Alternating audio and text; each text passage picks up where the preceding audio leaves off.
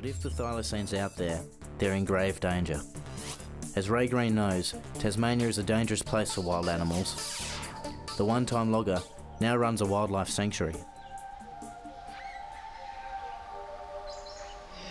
There you go, sweetheart. Come on, darling.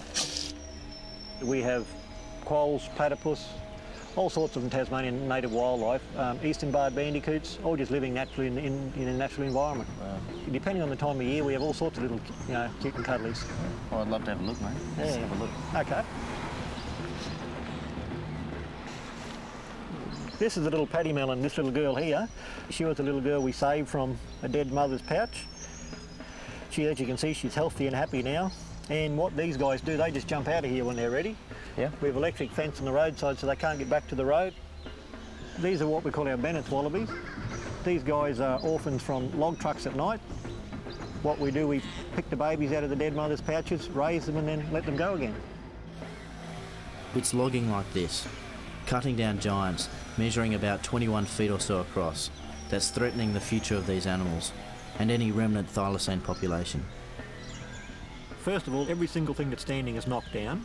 Then they'll do a burn, and what they do is they may have a couple of 100 acres and they go right round the outside of the coop and light it up from the outside inwards. So every single animal that's in that coop is going to be burnt to death.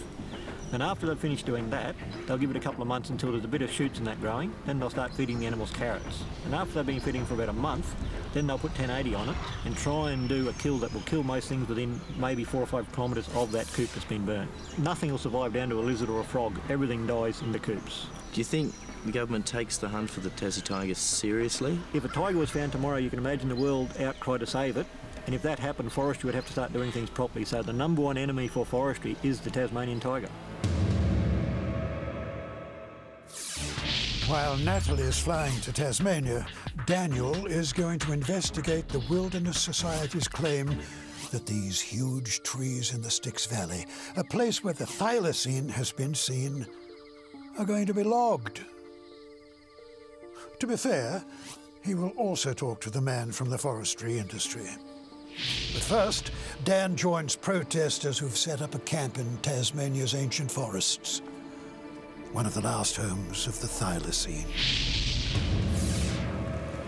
Well, this big old tree here, it's massive. How old would he be? Well, we reckon the trees in this part of the Styx Valley are 350 to 400 years old, up to 90 metres tall, and huge.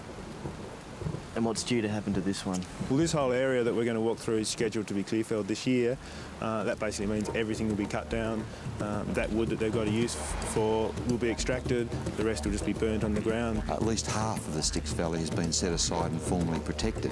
The process of doing these burns is dropping a napalm-like substance, like a liquid petroleum incendiary from helicopters. Well, it's a diesel mix that's used for lighting fires. It's a regular practice of fuel reduction burning to remove the fuels after harvesting. There's a huge mushroom cloud above the burn. It's a really horrendous high-intensity burn that, as Ray said, leaves nothing alive. So there are no animals burnt in these areas?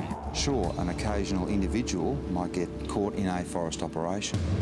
We decided to investigate just what the loggers consider expendable creatures. Here we go. This little guy's what we call a little swamp rat. He's a little male. Yep. Just sit him down. These guys found all through these wet forests, native to Tasmania. We're letting it back to where he come from, eh? But this place is home to more than just swamp rats. There's a whole ecosystem here. So we decided to deploy more of our stealth cameras. This one's going to cut a window in this one so we can sort of flag it up. Because the logs split separately, we can cover this side with the black one, and the grey one can cover this